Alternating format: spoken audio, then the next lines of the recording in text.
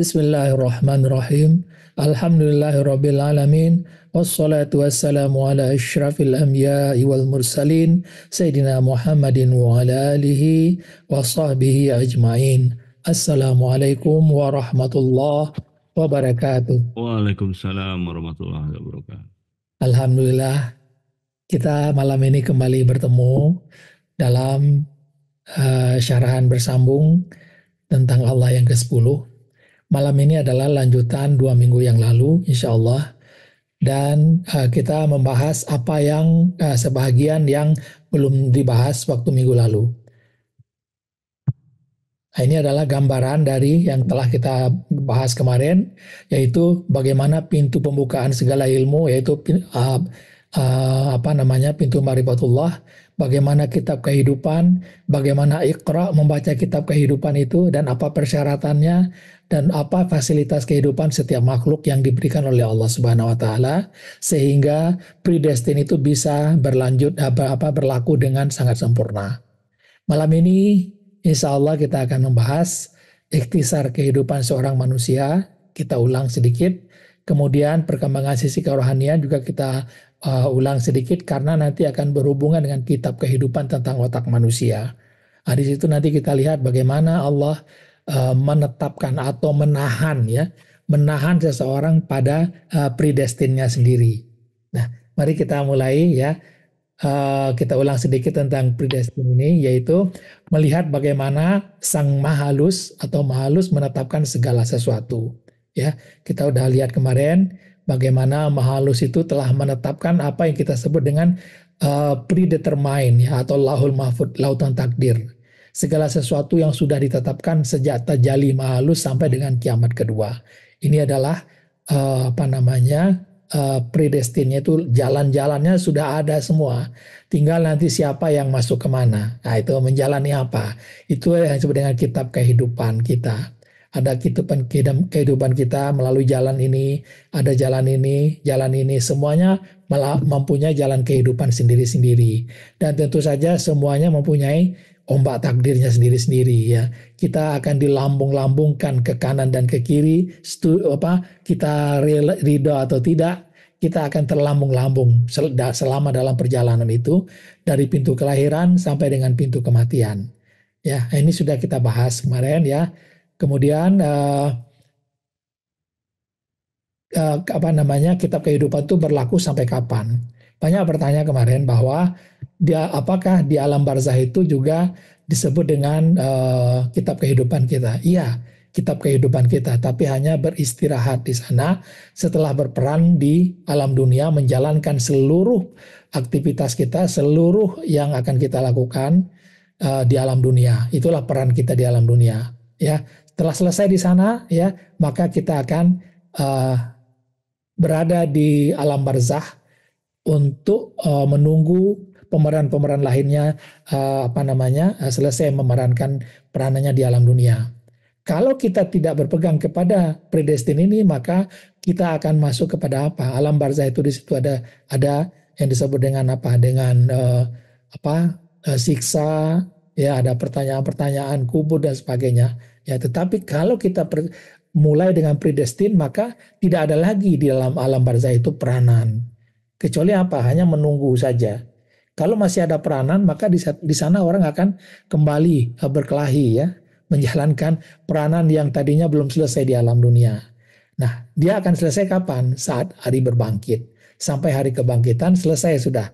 Maka disitulah akan dilalui apa yang disebut dengan kehidupan alam akhirat atau kampung akhirat. Nah, ini sudah kita bahas kemarin ya.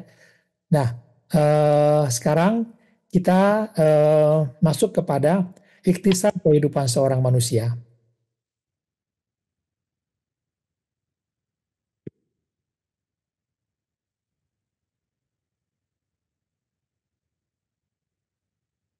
Sorry.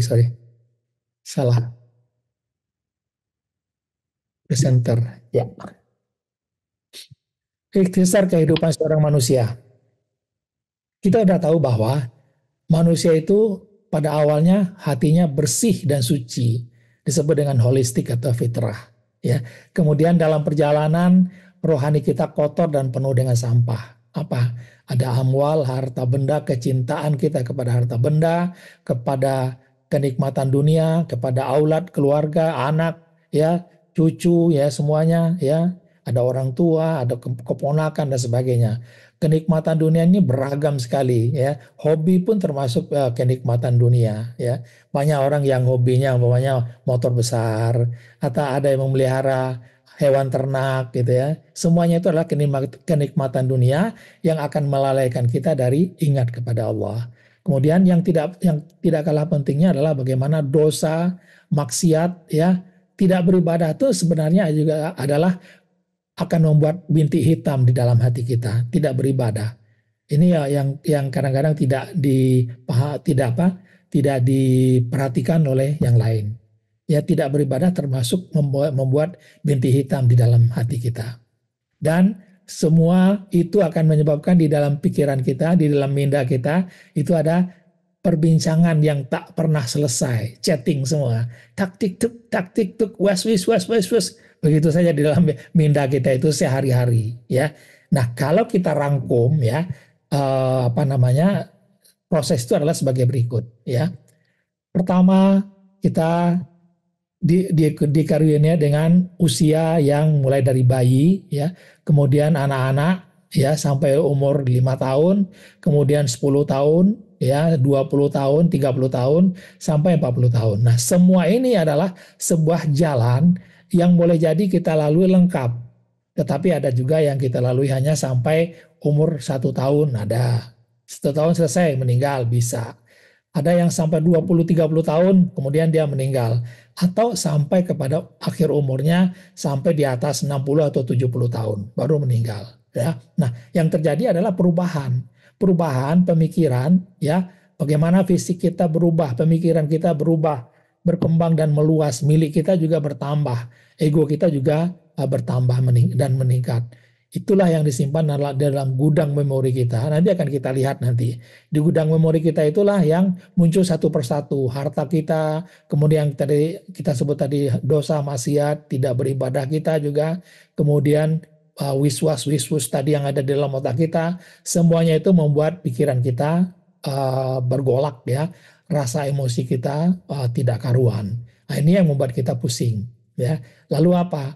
Lalu semua orang berharap. Nah, semua orang itu maksudnya adalah semua orang itu menginginkan sebenarnya pikirannya atau mindanya, hati rohaninya ini kembali menjadi tenang, ya. Maka disitulah orang berusaha dengan berbagai cara, bagaimana caranya supaya bisa kembali pikiran, minda atau hati rohani kita ini kembali seperti bayi, ya. Ada yang berhasil sampai di umur 30 dia sudah berhasil, ya. Ada yang berhasil, ada yang umur 40 berhasil, sampai umur 50 baru berhasil, ya, nggak ada masalah. Karena itulah yang disebut dengan apa? Itulah pola yang sudah ditetapkan dalam kitab kehidupan kita. Ada yang tidak berhasil sampai dia meninggal, nggak ada masalah. Karena itulah peranan dia nanti. Nah, itulah yang dijalani oleh jiwa, ya. Jiwa menjalaninya dengan patuh, ya. Dijalani oleh jiwa dengan sangat patuh sesuai dengan waktunya. Kemudian setelah selesai, apakah dia kembali mendapatkan mutmainah atau holistik atau tidak, tetapi pada waktunya selesai maka jiwa itu akan kembali. Jiwa itu akan kembali, kemana kembalinya? Kembali didorong masuk ke alam barzah. Jiwa masuk ke alam barzah, yang lain-lainnya tertinggal di bumi, di dalam dunia ini. Maka yang ada adalah gajah mati meninggalkan gading, harimau mati meninggalkan belangnya. Ya, yang diingat orang cuma itu saja. Ya. Nah, inilah kita simpulkan, kita ringkaskan, ya. Pada awalnya bayi itu tidak merasa wujud, ya. Tetapi di dalam perjalanan hidupnya dia merasa wujud. Tidak merasa wujud tentu tidak memiliki. Kalau merasa wujud pasti merasa memiliki. Ada aku dan ada milikku. Itu pasti sudah, ya. Nah, manusia ingin apa?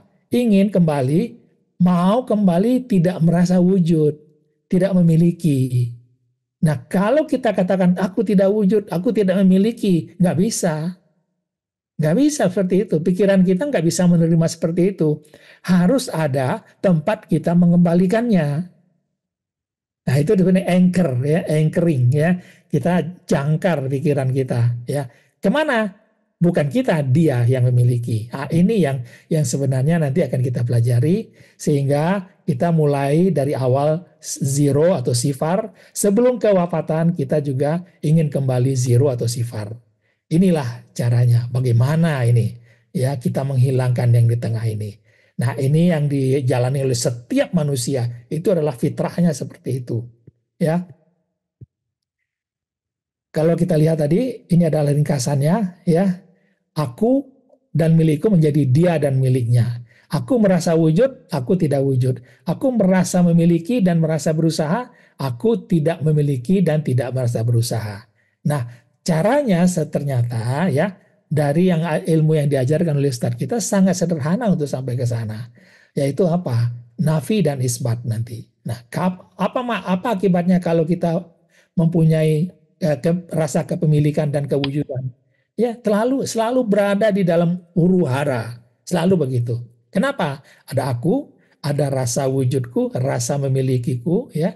Maka aksiku akan mengikuti apa yang aku rasakan, aku miliki itu. Seperti itu, ya. Maka kalau tidak pemilikan itu tidak dihargai oleh orang, maka muncul berbagai sifat saya, yaitu ketakutan, bagaimana mencela, sakit hati, ya, curang, sedih, sebagainya muncul di situ. Nah, inilah akibat ada aku.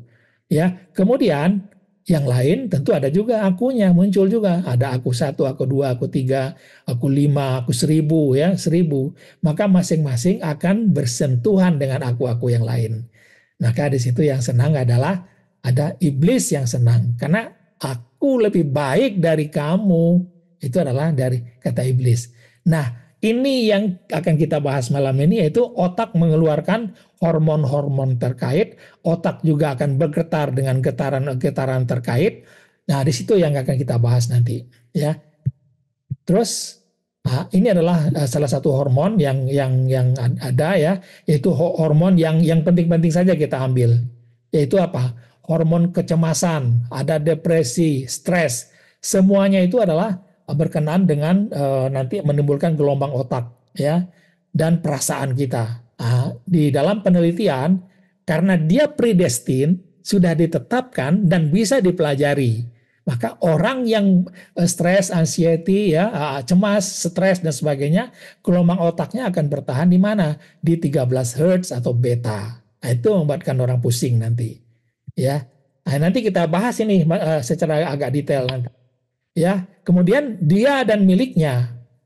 Kalau kita tidak wujud, ya, maka kalau kita melihat orang pusing kemana-mana dia pusing, dia junjung kepusingannya, maka kita sudah tahu saja bahwa di dalam hatinya pasti ada chatting yang tidak selesai dan juga sangat banyak gelombang-gelombang yang nggak jelas di dalam otak kita, ya. Kemudian kita dibebani oleh beban pikiran kita. Kemudian juga bintik hitam, maksiat, dosa, dan tidak mampu kita untuk beribadah, ya. Kita junjung semua itu, ya.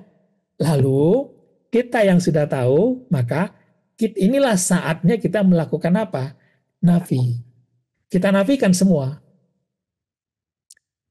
Lalu orang biasanya mengatakan tidak, bukan ini, bukan ini, bukan ini.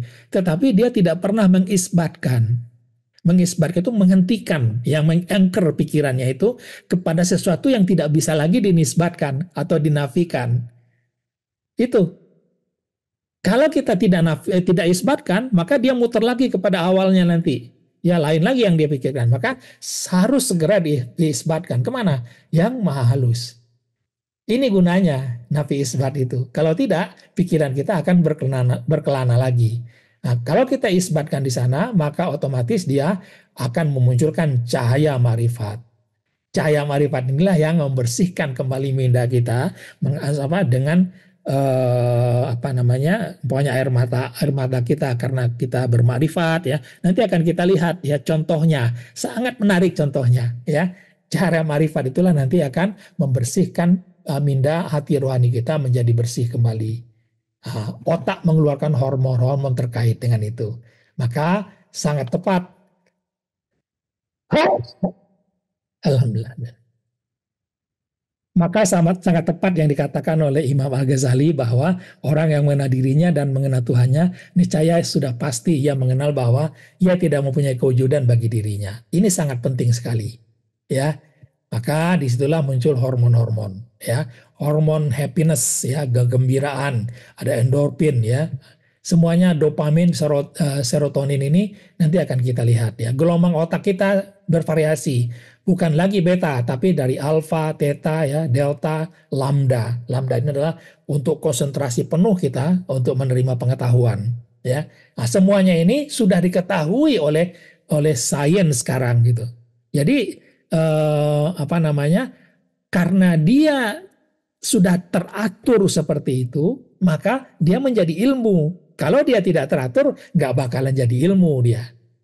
Ya, nah itu. Lalu apa? Nafi isbat tadi sederhana sekali, ya. Nafi isbat itu hanya sederhana apa? Ingatan kita, mata hati kita, atau penglihatan mata hati kita dan mata zahir kita yang tadinya melihat semua sifat, ya, sifat manusia, sifat kepada ciptaan, harta benda, semuanya sifat. Lalu kita nafikan, lalu kita lihat apa? Ingatan kita kepada Allah. Kemudian mata hati kita melihat wajahnya, mata zahir kita melihat lau mahfud berjalan. Ini yang membuat air mata kita bercucuran nanti. Ya, kalau ini sudah kita dapatkan secara permanen, ya, inilah salah satu pintu nanti bagaimana kita akan memasuki alam sakinah. Ya, dasar untuk memasuki alam sakinah itu mulai dari sini. Enggak, ya, kecuali kalau kita orang yang khusus diberikan oleh Allah masuk ke sana dengan tiba-tiba ada juga seperti Ustadz Kisah, Ustadz Hussein bin Abdul Latif, beliau tiba-tiba masuk saja ke sana, ya, karena Allah memang berkenan memasukkan beliau ke sana karena beliau akan diberi tugasan, ya. Nah, alam sakinah, ya, sederhana saja sebenarnya. Alam sakinah itu yang tadinya pikiran kita dan rasa di dalam dada kita itu berbolak-balik, ya. Di sini rongga tempat iblis menggoda kita. Maka di sini tiba-tiba saat kita sudah zikrullah atau ihsan tadi, tiba-tiba ingatan kita, minda kita menjadi bersih seperti ini. Bersih, suci dia. Ya. Dan kalau sudah sampai di sini, ya, maka selangkah lagi atau 2 langkah lagi masuk ke alam sakinah. Tunggu saja di situ, tunggu saja. Ya, kecuali Allah berkehendak lain. Ya. Kalau sudah masuk jiwa ke sana, maka disinilah jiwa yang dikatakan juga sorga dunia itu ada di sini. Sorga yang pernah dulu dihuni oleh siapa? Oleh Nabi Adam, Hawa, ya, dan juga nabi-nabi yang lain beradanya di sini. Ya, termasuk Ustadz kita juga sudah berada di sini. Mungkin beberapa teman kita juga ada yang berada di sini. Di sini iblis tidak bisa menggoda lagi. Karena sesungguhnya setan tidak mempunyai sembarang pengaruh terhadap orang-orang yang beriman dan berserah bulat-bulat kepada Tuhan mereka. Itu dijamin oleh Allah. Ya. Nah, itu dia. Ya, niscaya orang yang mengenal dirinya dan mengenal Tuhannya, dia pasti mengenal dirinya tidak wujud. Ini kembali ke situ, ya. Maka kalau diringkas, kita sudah ringkas kemarin, ini adalah kesehariannya. Kesehariannya adalah ihsan, kemudian mindanya bersih, ya, kemudian dia zikrullah. Zikrullahnya itu menciptakan base camp di sini. Lama-lama base campnya menjadi apa? Lama-lama base campnya menjadi sebuah tempat atau sebuah alamat yang tiba-tiba menjadi sakinah, ya, sakinah dia, berubah dia. Berubah seperti itu. Lalu alam sakinah itu jiwa dibawa oleh Allah masuk ke sana. Ini yang disebut dengan alam sakinah kalau diterangkan, ya. Masuknya ada 4 cara, nanti kita lihat 4 cara. Ya, ini sisi kerohaniannya, ya. Nah, ini adalah gambaran saya ambil dari ChatGPT, ya. Ya. Ini adalah alam sakinah, jiwa di alam sakinah, bagaimana jiwa melihat, ya, di alam sakinah. Yaitu ihsan di sana. Aku melihatmu ya Allah, aku melihatmu, ya. diberi rasa yang sebenarnya kesedapan senantiasa berdekatan dengan Allah. Ya, kadang rasanya jalal, ini sudah kita terangkan minggu lalu ya, bagaimana kita duduk menghadap berjam-jam ya, kemudian gemetar menangis kalau kita mendapatkan jalalnya. Itu yang menyebabkan senantiasa kita ingat kepadanya dan memuncahkan kerinduan kepadanya. Dan kalau alam sakinah, kelebihannya adalah kita senantiasa memandang kepadanya dan kita tahu bahwa dia memandang kita. Nah, ini yang sangat membuat kita tidak bisa tidak bisa berpaling kepada yang lain. Ya, inilah yang dikatakan dulu oleh siapa? Oleh Uwais Al-Qarnain, seperti kekatanya bahwa saya kira tidak ada seorang pun yang mengenal Tuhannya akan merasa senang untuk bersenang-senang dengan yang lain selain Tuhannya. Nah, ini adalah kata-kata yang sangat berarti sekali. Chat GPT kemarin saya tanya juga gitu ya. Kalau sudah begini apa manfaatnya? Manfaatnya luar biasa katanya ya. Konsentrasi kita lebih kuat kepada Allah ya. Proses ini membuka akses ke lapisan batin yang lebih dalam ya. Kesadaran mutlak yang hanya berfokus kepada Allah akan menuntun kita untuk mendapatkan kebersihan batin. Chat GPT aja tahu gitu ya. Ya nggak nyangka juga dia tahu. Kemudian apalagi kata saya gitu kan, sekresi hormon gitu. Oh, banyak hormon ternyata dia tahu juga. Dopamin ya, bagaimana serotonin, hormon bahagia, bagaimana oksitosin, hormon cinta dan keterikatan, endorfin, rasa nyaman, bahagia dan bebas dari stres, kortisol yang mengurangi stres, melatonin, peningkatan kualitas tidur. Tahu juga dia, ya. Lalu apa? Frekuensi otak. Frekuensi otak ini seperti saya katakan tadi banyak berada di gelombang theta, kemudian delta kadang-kadang ya, kemudian ada gelombang lambda. Ya lambda itu adalah lebih kuat lagi, lebih banyak lagi getarannya. Nah ini yang dikatakan juga oleh ChatGPT waktu saya tanya. Ya, nah ini adalah nafi isbat. Ya, lalu apa? Kemarin kita sudah masuk kepada perkembangan kerohanian manusia. Nah, ini kita bahas sedikit kembali ya, bahwa jasad semuanya adalah dari sel-sel ya, termasuk sel daging kita, saraf-saraf kita, kemudian ada nyawa. Nyawa dengan jasad membuat raga kita hidup ya. Lalu apa? Ada roh, ada hati. Inilah yang menjadi pilot ya, atau hati sebenarnya, tetapi dengan roh dia akan menjadi mengatur kehidupan kita. Apa yang terjadi dengan roh dan hati ini? Dia hanya akan membesar dan mengecil, ya, membesar dan mengecil.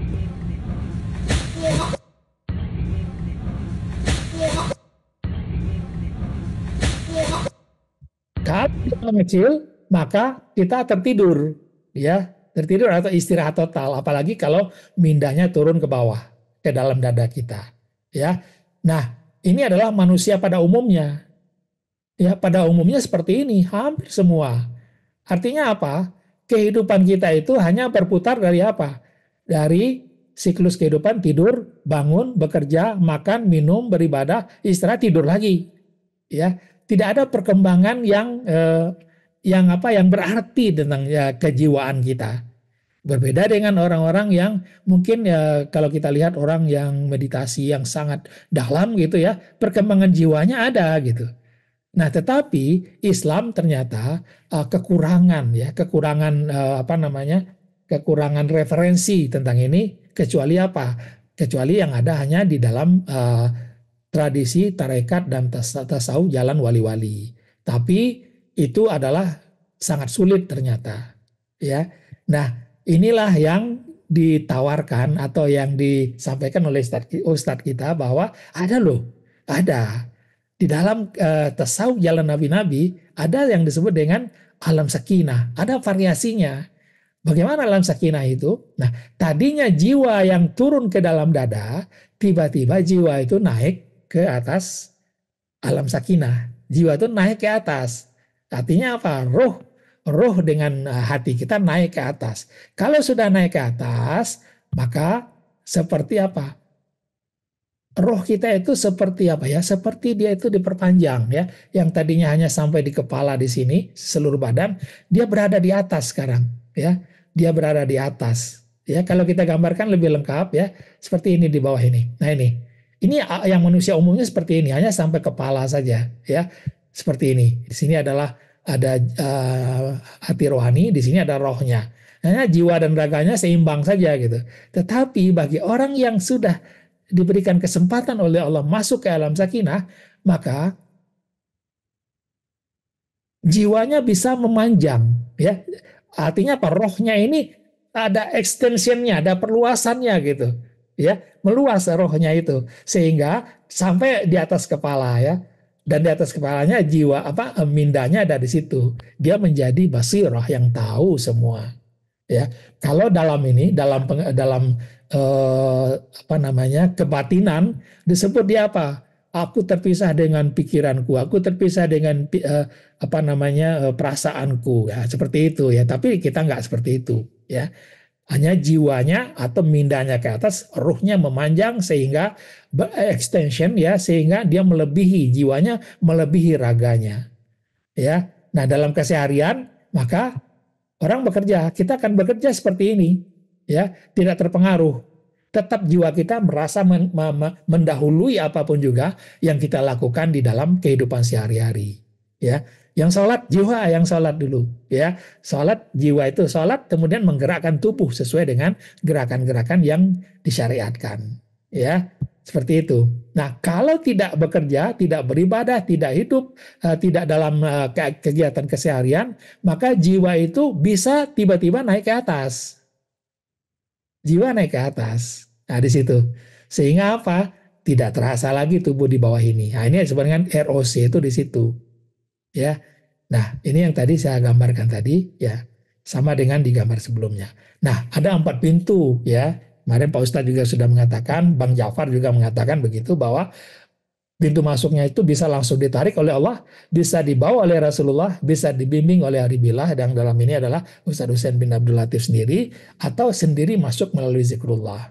Ya, tetapi pengalaman saya adalah yang 4 ini sulit, agak lama. Tapi walaupun tidak sampai ke sana, sampai di zikrullah di base camp saja sudah lebih dari cukup rasanya.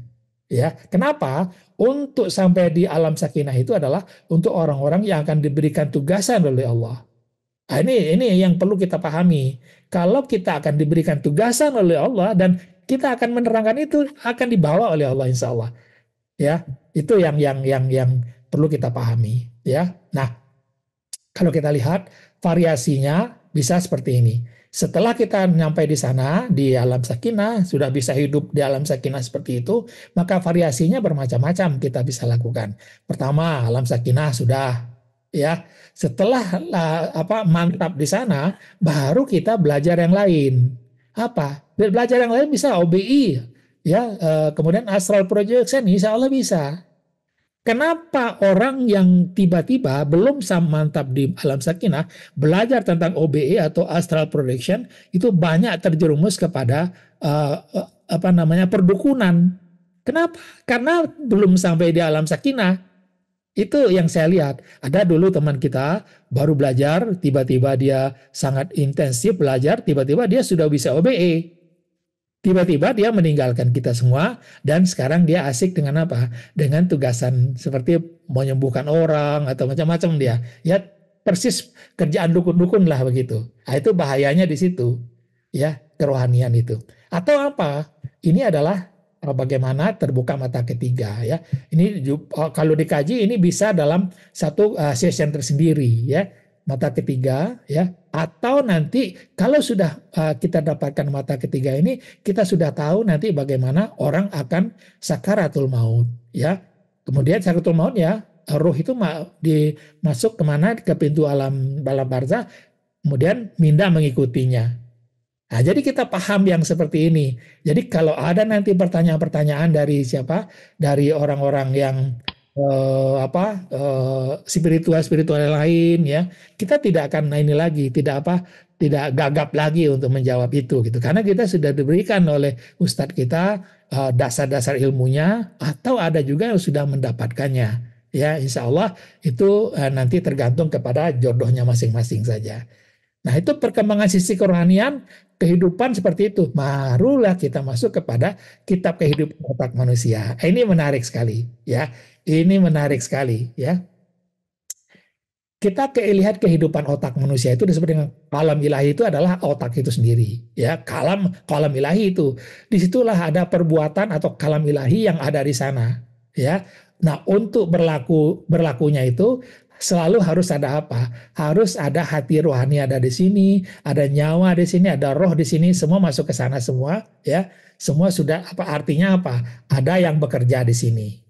Nah, sudah ada hati rohani ada di sini sudah. Ya, kehidupan ada di situ sudah. Ya, roh ya sudah ada di situ. Ya, lalu apa yang terjadi? Baru masuk kepada ilham, ya. Ilham itu berasal dari mana? Predestin ini, ya, masuk kepada kitab kehidupan kita. Maka ilham turun, ya, ilham diturunkan.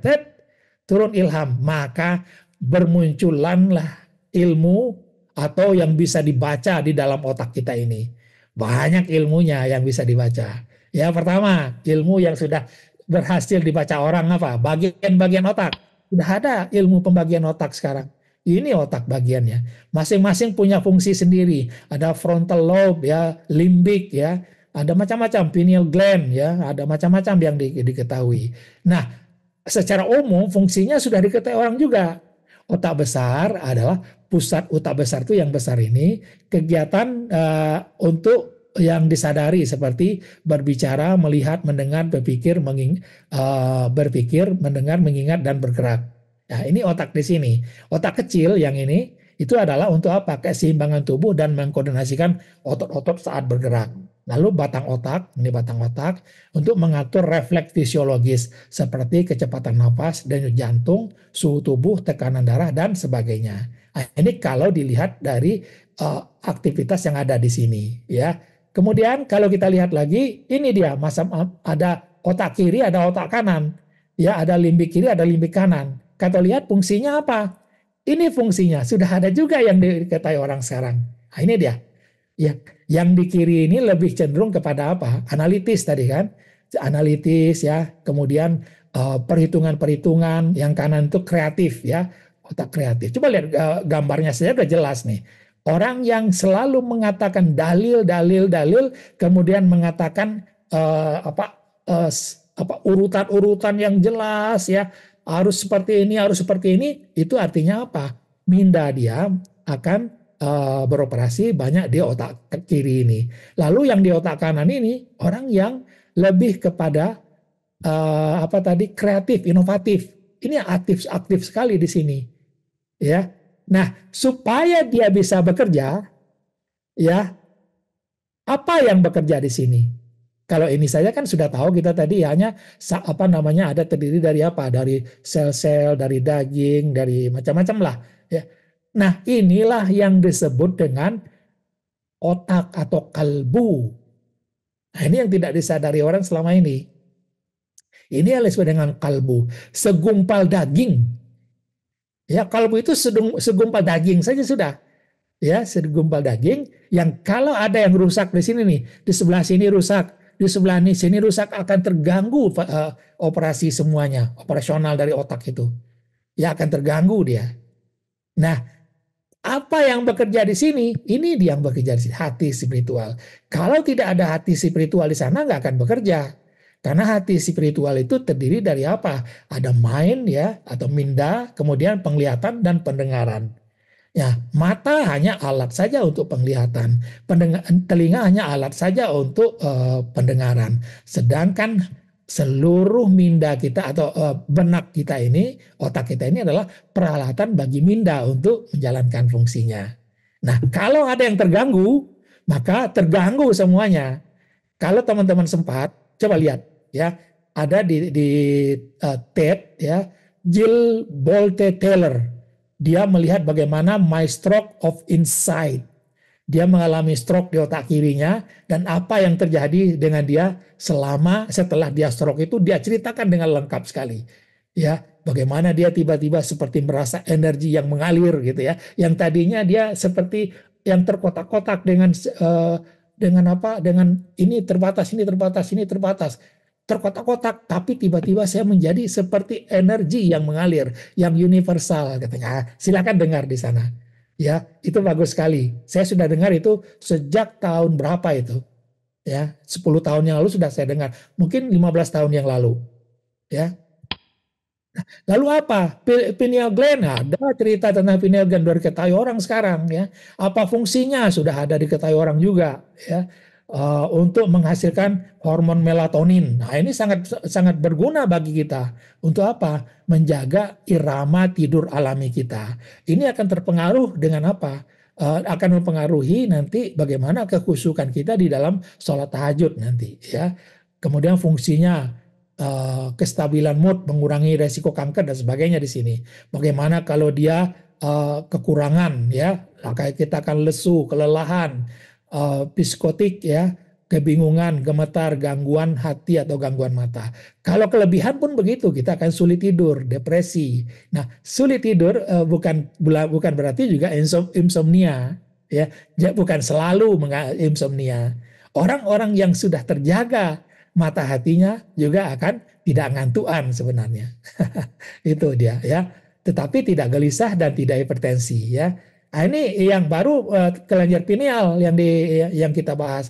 Di situ juga dibahas nanti bagaimana pada saat kita sepertiga malam jam 2, ya, itu adalah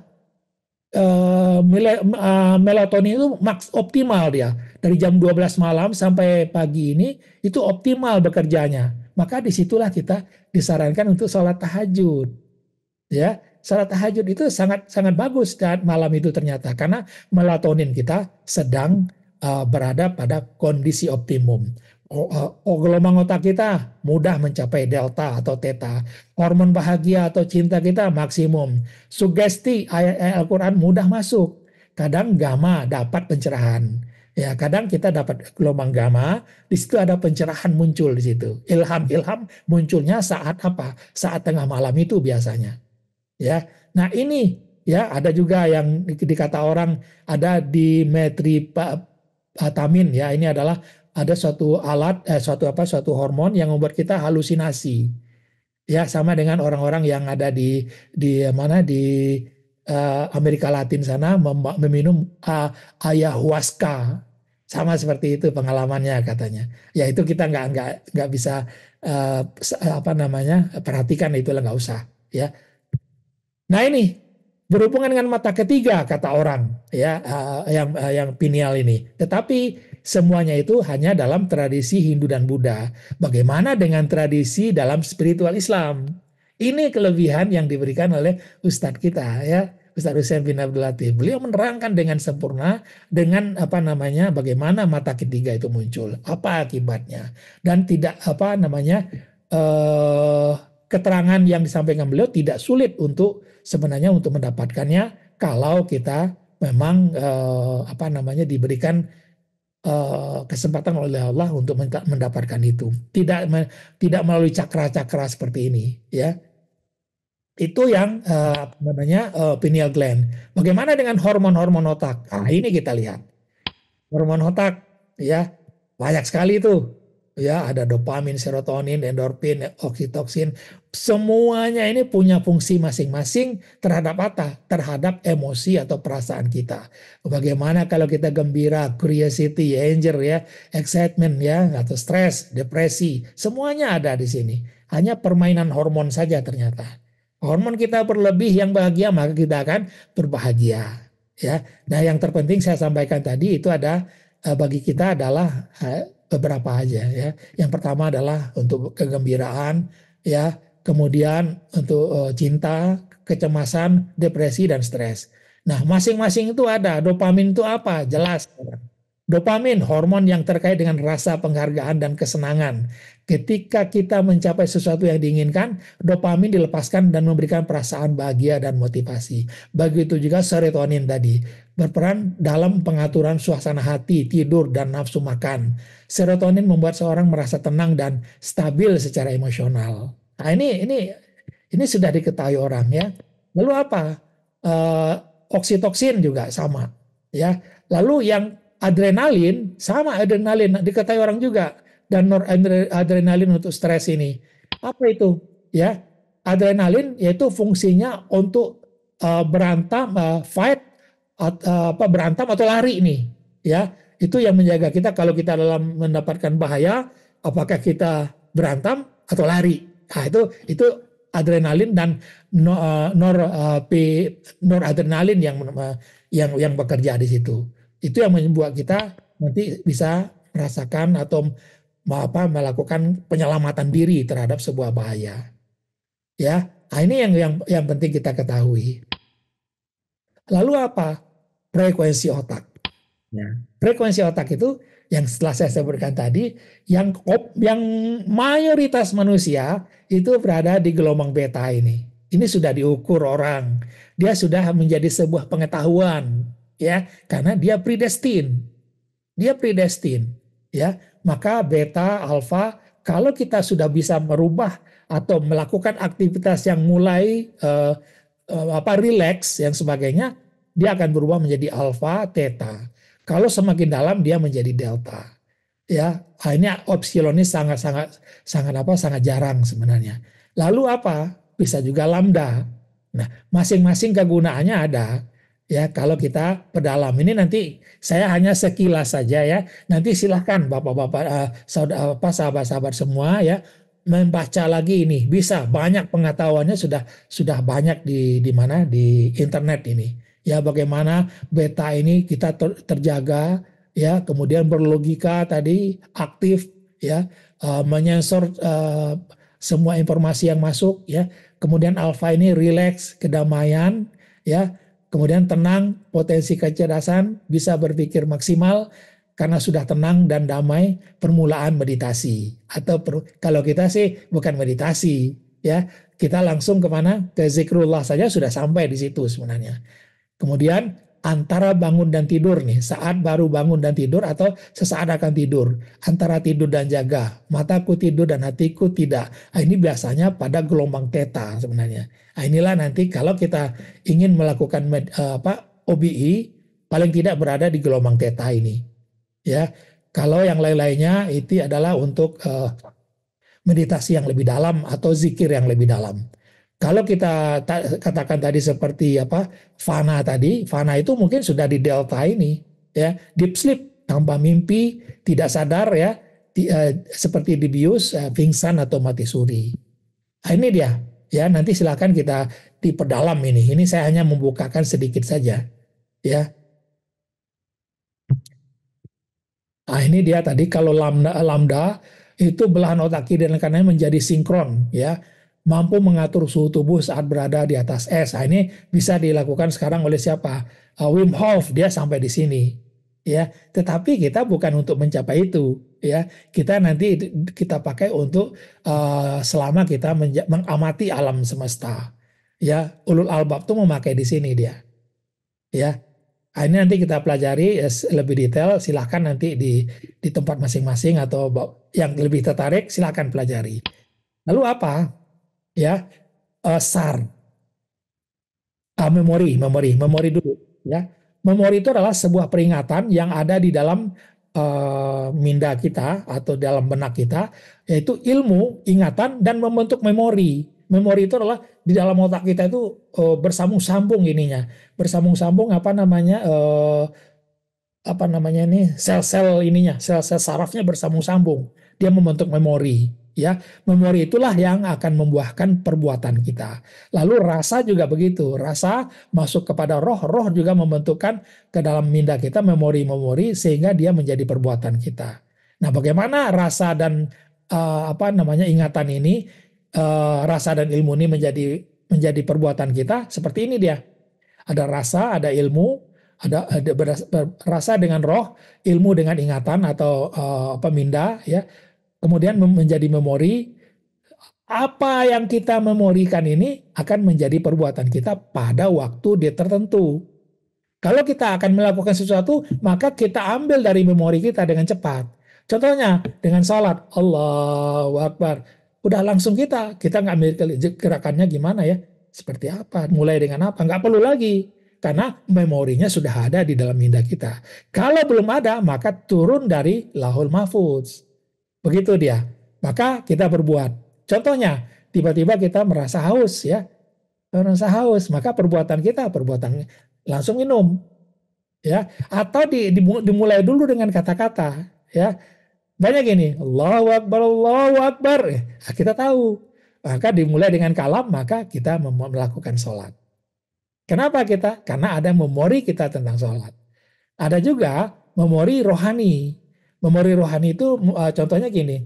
Kalau kita merasa rindu dengan seseorang, dengan orang tua kita, saking rindunya Allah membalasnya dengan apa? Dengan membuat kita bermimpi kepada orang tua kita. Ini adalah memori yang perbuatan itu dilakukan secara rohani.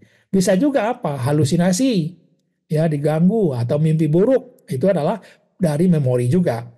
Ya, memori juga sebenarnya. Lalu kesucian, ilham, kepandaian, termasuk ingat kepada Allah, itu adalah dari memori kita. Maka bikinlah ingat kepada Allah itu, memori kita ingat kepada Allah, bikin sampai apa? Sampai kita benar-benar tidak bisa lagi melupakan Allah. Nah, itu memori, ya. Nah, ini sudah bisa kita bahas seperti ini, ya. Karena dia apa? Dia predestin. Nah, nanti kita lihat, ya. Tertinggal memori ini setelah meninggal, tertinggal dia akan di dunia, tidak dibawa ke kampung akhirat, ke alam barzah, tidak dibawa. Lalu apa? Lalu sar, ini yang juga penting, yaitu apa? Minda kita, dia akan mempunyai sistem bagaimana dia menyaring informasi yang masuk.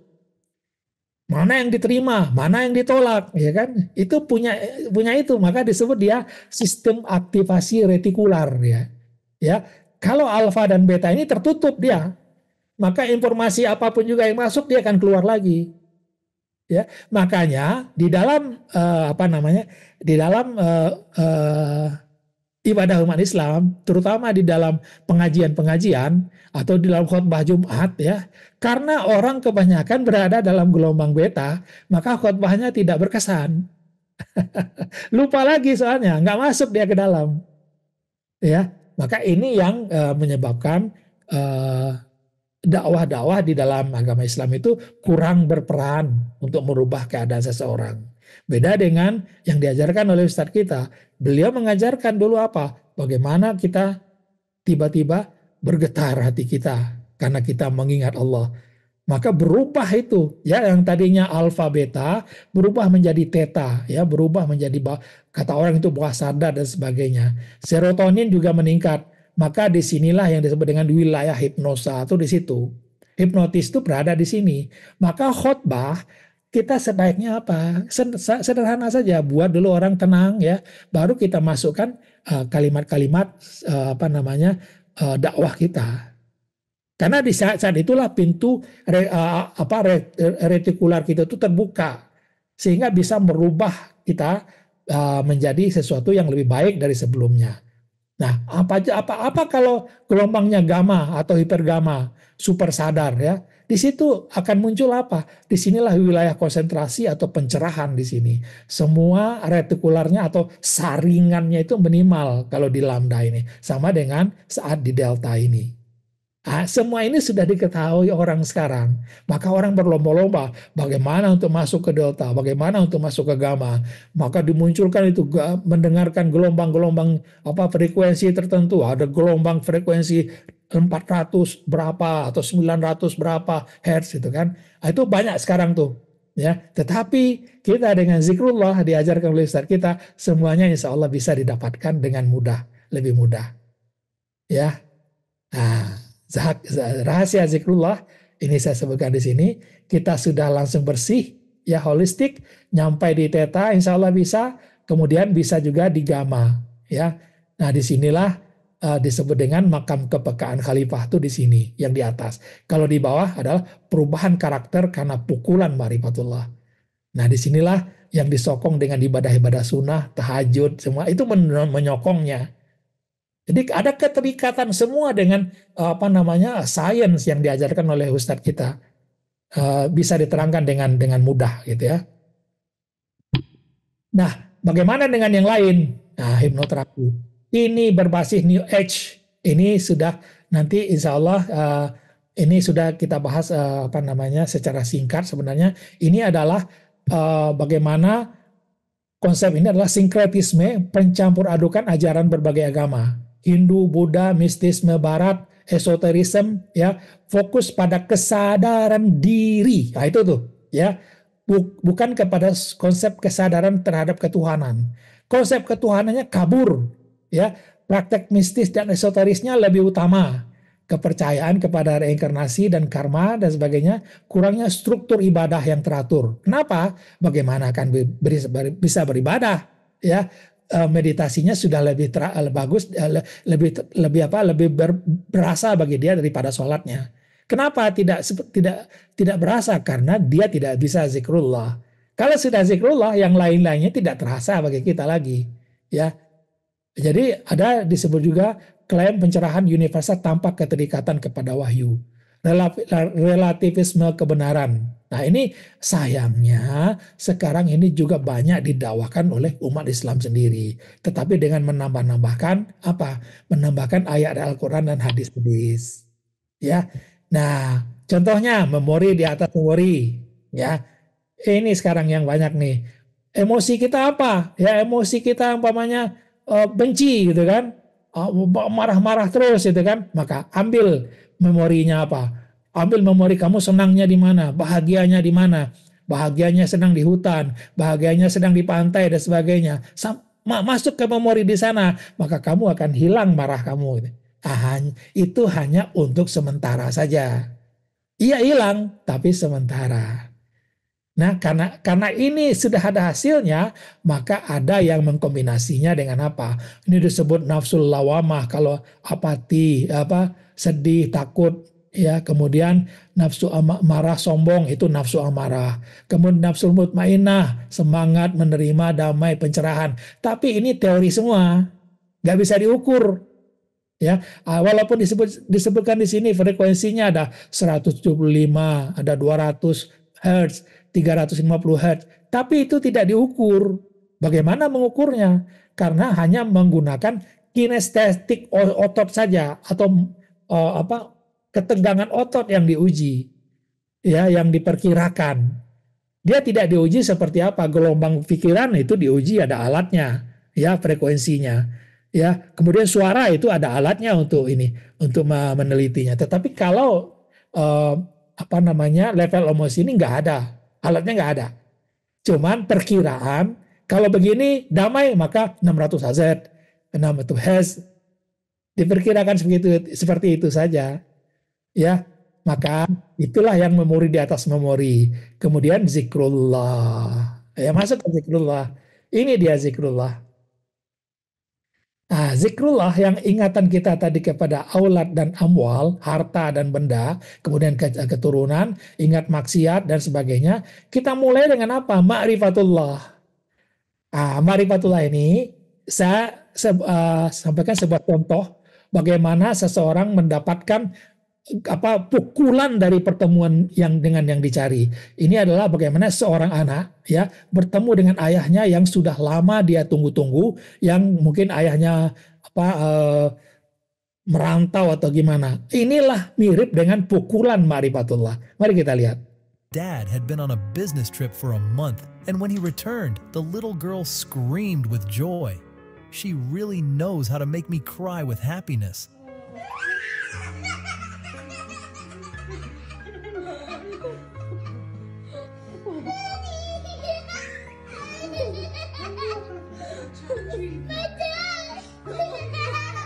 Been over a year since his dad went abroad, and now they've reunited.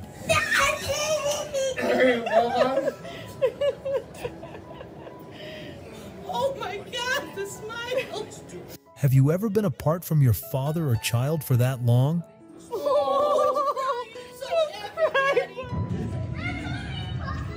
I'm coming, Papa. The boy's father had been away from home for a very long time, which made the boy look forward to seeing his father every day. The boy didn't even realize all the loving glances people gave him. A beautiful moment.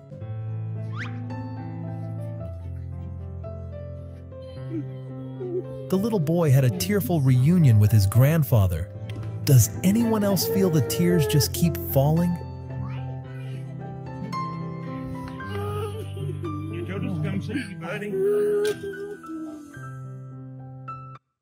Inilah yang disebut dengan ukulan ma'rifatullah itu di situ ya. Sesungguhnya kamu tadi berada dalam keadaan lalai dari hal ini, maka kami singkapkan kepadamu tutup yang menutup matamu, ya, hijab, maka penglihatanmu pada hari itu akan tajam ya.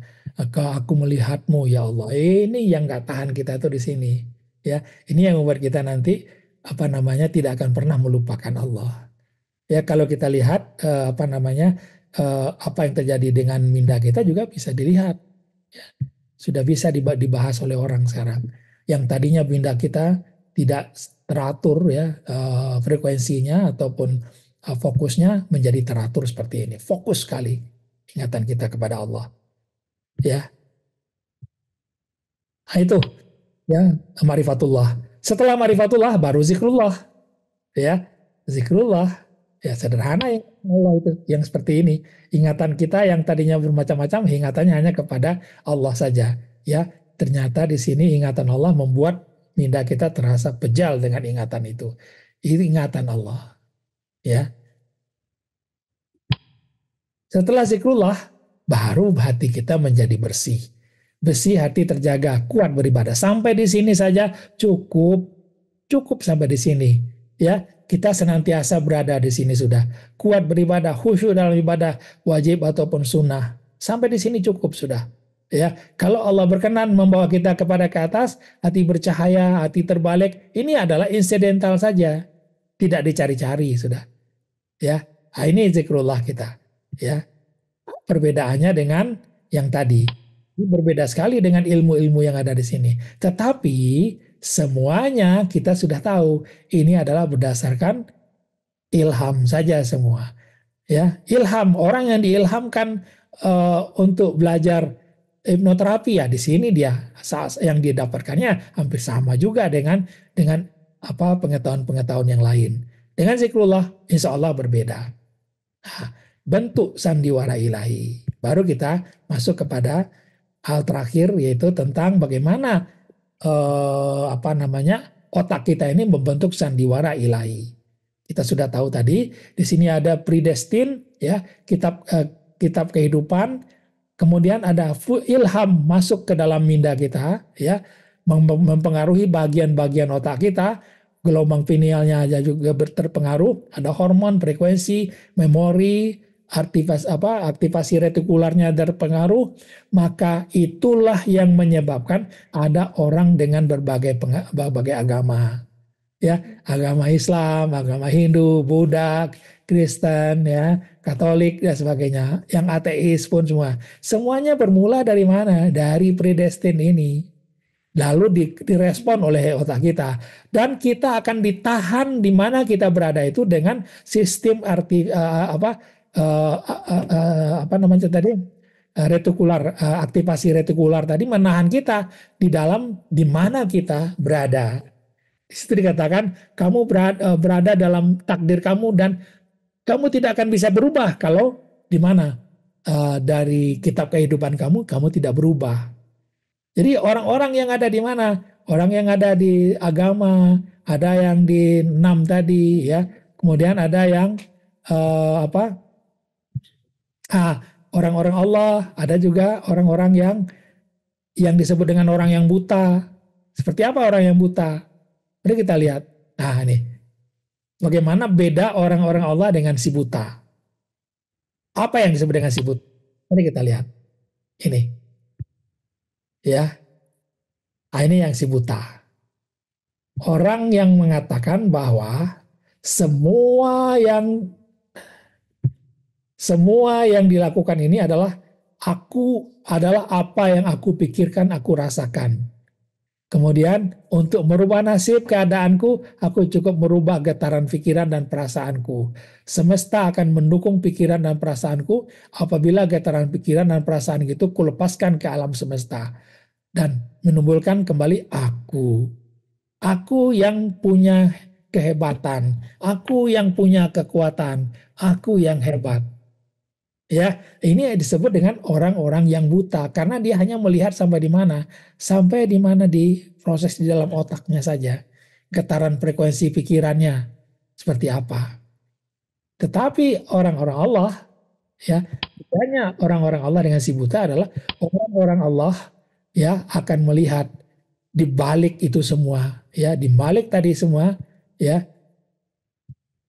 Nah, di balik perbuatan ini semua itu ada yang maha halus. Yang maha haluslah sebenarnya yang bermanifestasi menjadi semua sifat-sifat kemanusiaan tadi. Maka orang yang sudah tahu, orang-orang yang sudah melihat mengatakan bahwa yang wujud sebenarnya adalah maha halus. Ya, semuanya yang lain baik zat ataupun semua sifat yang dijalankan oleh semua ciptaan itu adalah fata morgana saja atau gambaran atau sandiwara ilahi. Ya, maka disitulah orang-orang Allah bisa menyerah penuh, ya, kemudian ridho dan hidup macam biasa dan menjalankan perannya membaca semua yang ditebarkan oleh Allah di depan matanya. Nah ini, ya, ini yang dipahami oleh orang-orang Allah, ya. Lalu sampai di sini selesailah predestin secara garis besar, ya. Ini kalau kita tidak tidak memahami tentang predestin ini, maka kita akan bertanya, kenapa orang ini bisa begini?